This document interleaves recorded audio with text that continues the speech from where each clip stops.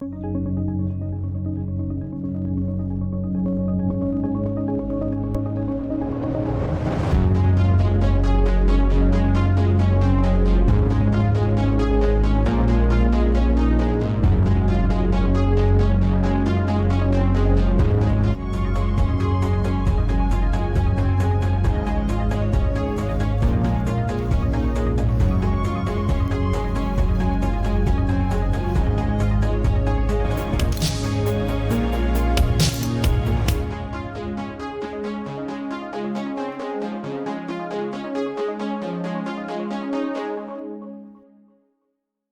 salut les amis, et bienvenue aujourd'hui dans cette nouvelle vidéo. Alors j'espère que vous allez bien.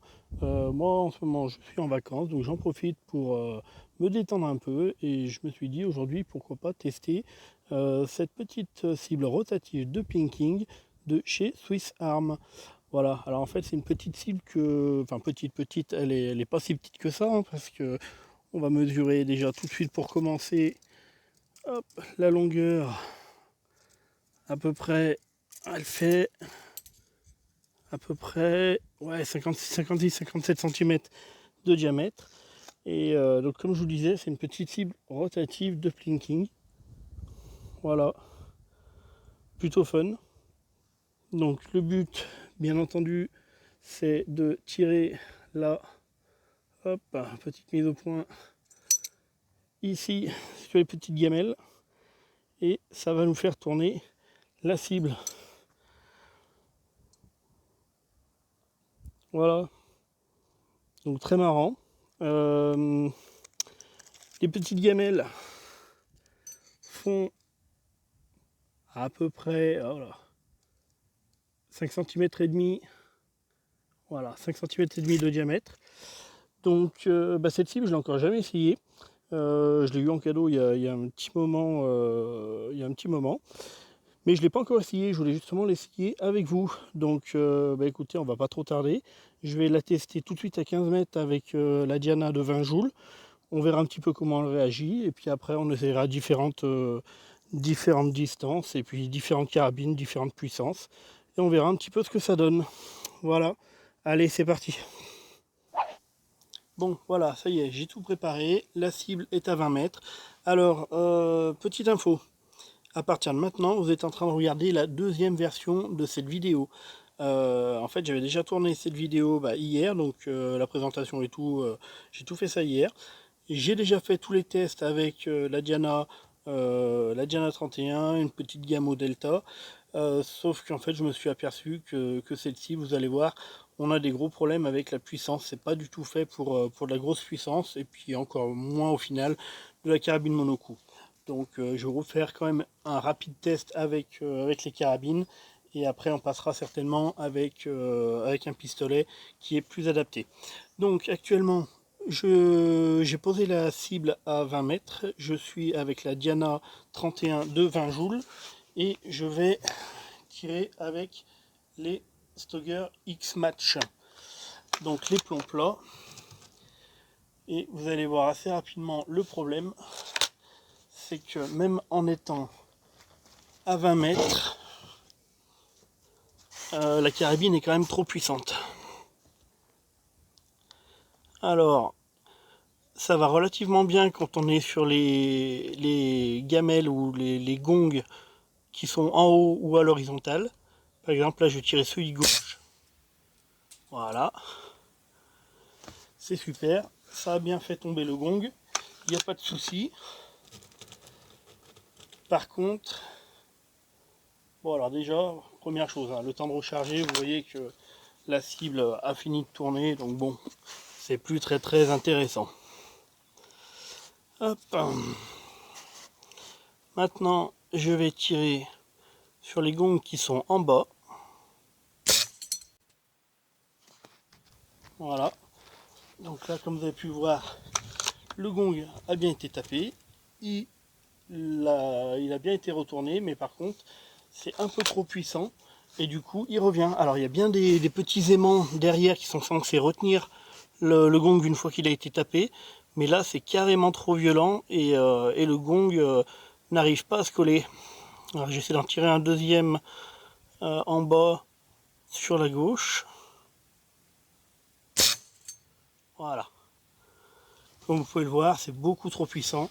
Les gongs reviennent et on va les voir tout de suite aussi les dégâts que ça fait sur les gongs. Vous allez voir, c'est vraiment pas très beau. Bon les amis, alors comme vous pouvez le voir, hein, les quelques essais que j'ai déjà fait avec la carabine de 20 joules, les gongs n'aiment pas. Hein. Là on peut voir derrière que ça a quand même bien pris, on voit bien que les plombs ont tapé un peu fort. Alors celle-ci, non, peut-être pas. Encore celle-là en bas, peut-être. Hop là. Mais en tout cas, voilà. Par exemple, on a celle-ci. Ça a carrément... Hop, je vais tourner un peu la cible. Hop, je sais pas si on va bien voir. Ah non, pas top. Enfin, en tout cas, si derrière, là, on voit quand même bien que ça a bien déformé. Ça a bien déformé le petit gong. Voilà. Donc c'est pas top. Donc comme je vous disais, en principe, là, voilà, juste ici, là, on a un petit aimant ici pour le tenir devant. Et un aimant derrière pour tenir derrière, mais c'est tellement puissant qu'en fait le gong il tape et il revient. Voilà. Bon bah écoutez, on va rapprocher la cible, on va la mettre à 10 mètres et puis on va tester avec la Gamo Junior de 7 joules 5.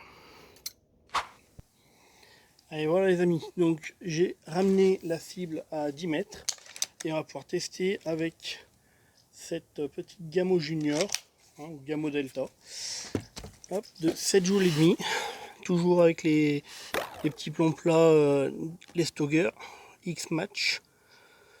Et on va voir ce que ça donne.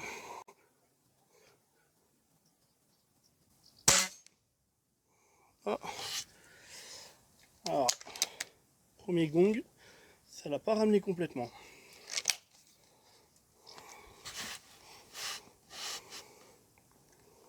On va essayer de l'autre côté, en bas à droite.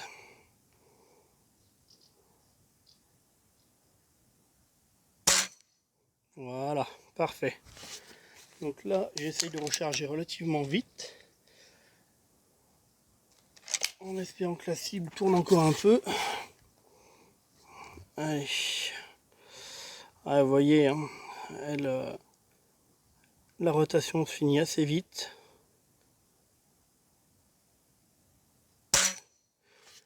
Hop.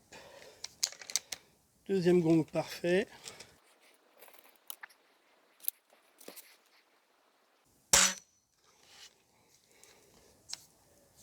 Oula, qu'est-ce qui vient de se passer?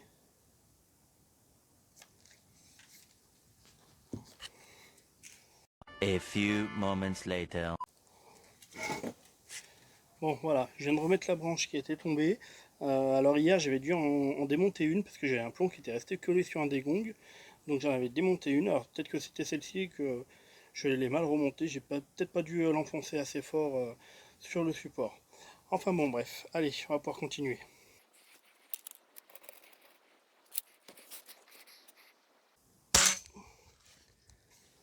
Super.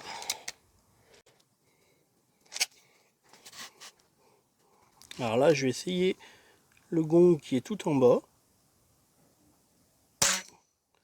Parfait. Alors ça autant vous dire que je n'y arrivais pas du tout avec la 20 joules. La 20 joules, ça, alors je tapais dedans, il n'y a pas de souci. Hein. En haut, en bas du gong, il n'y a pas de souci. Mais alors, par contre, c'était tellement puissant que le gong retombait immédiatement.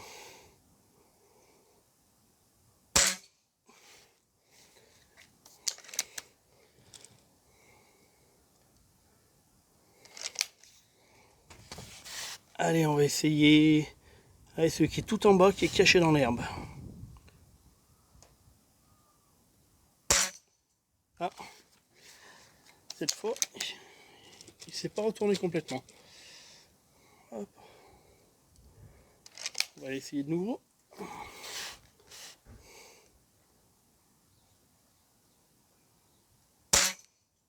Ah, deuxième essai, il ne veut pas non plus. On va essayer celui à côté.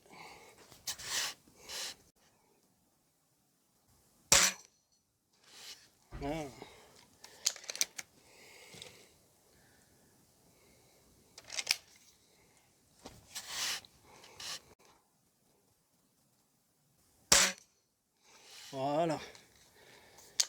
Parfait. Allez, plus que 2 gongs.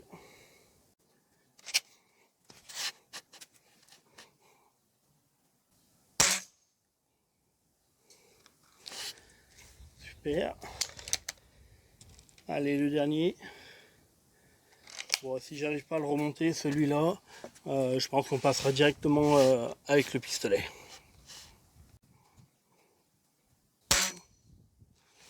Ah, il veut pas. Hein. Allez, je me donne un dernier plomb.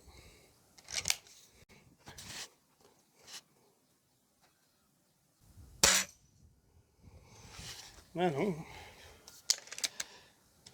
Il veut pas remonter. Hein.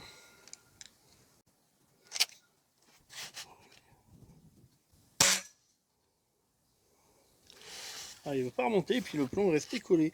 Bon, eh bien, écoutez, on va aller regarder un petit peu l'état de la scie, voir ce que ça donne par rapport à la carabine de 20 joules. Et on passera après au pistolet. Voilà les amis, alors comme vous pouvez le voir, j'ai un plomb qui est resté collé. Alors ça arrive assez souvent avec cette cible. Je me suis retrouvé souvent avec des plombs qui restaient collés. Donc par contre, on voit bien la différence entre le 20 joules et le 7 joules et demi. Hein. Là, celui-là, c'est du 20 joules et juste au-dessus, c'est du 7 joules et demi. Et on sent bien la différence entre les deux puissances. Hein. Là, pareil. Donc là, j'ai dû taper quasiment qu'avec du 7 joules et demi. Hop. Et donc, comme on peut voir derrière, hop, c'est bien faire la mise au point. Voilà. On n'a quasiment rien. On ne voit même rien du tout. Donc 7 joules et demi, ça n'a pas l'air de déformer les gongs. Donc c'est déjà pas mal. Le 20 joules, là on oublie, à moins de 20 mètres, c'est même pas pensable. Vous allez défoncer votre cible. Regardez. Là, je sais pas si on va bien voir. Là derrière, hein, quand même. Je pense qu'on ne tire pas 150 plombs en 20 joules. Voilà. Bon. Bah écoutez, j'aurais pas réussi à faire tomber tous les gongs. Donc on va essayer de plus près encore. On va se mettre à 5 mètres, mais cette fois avec le Walther CP99. Allez, on y va. Bon, voilà, ça y est. Alors, je me suis préparé 2 petits barilets pour le Walther CP99. Donc, on va voir un petit peu ce que ça donne. Alors, je vais déjà le mettre en simple action. Et je me suis mis donc à 5 mètres. Donc, on va voir ce que ça donne. Alors, vous m'arrêtez pas, je suis une grosse burne au pistolet. Donc, si je loupe, j'ai envie de dire, bon, c'est un peu pas normal. Parfait.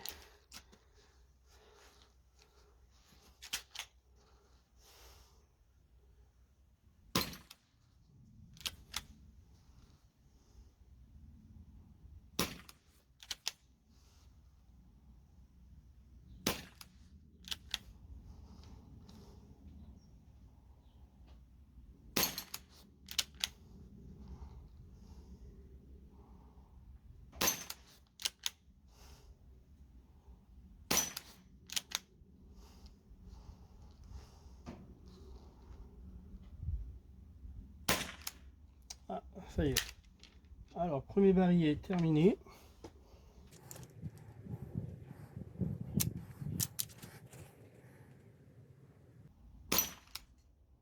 Ah, toujours ce petit problème avec les gongs qui sont en bas.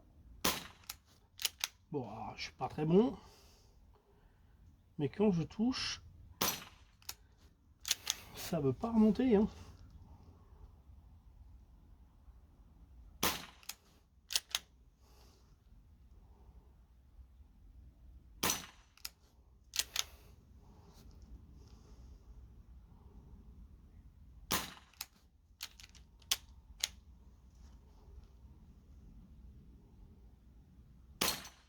Là. Alors, il me reste un plomb. Allez, on va essayer de remettre quelques plombs. Donc,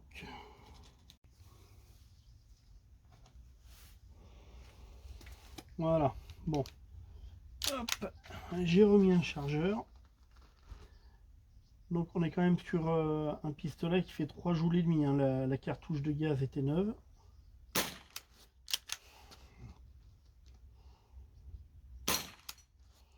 Et on n'arrive pas forcément à relever encore une fois les gonds qui sont dessous.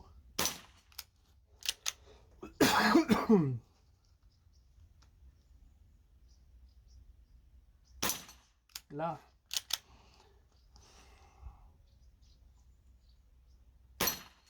Alors j'essaye vraiment de prendre sur le bas des gongs.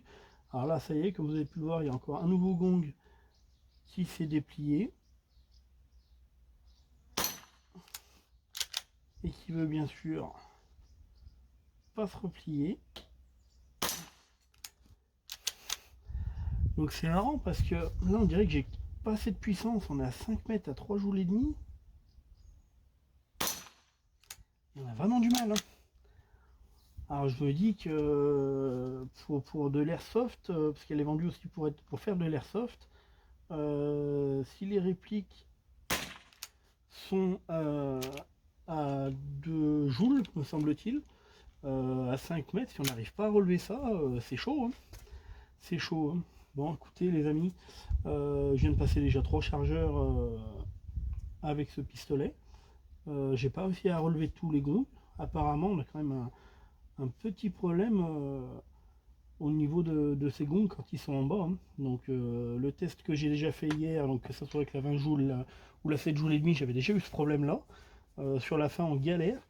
Quand on arrive enfin à relever un gong en bas, c'est ceux qui sont sur les côtés qui se redéploient.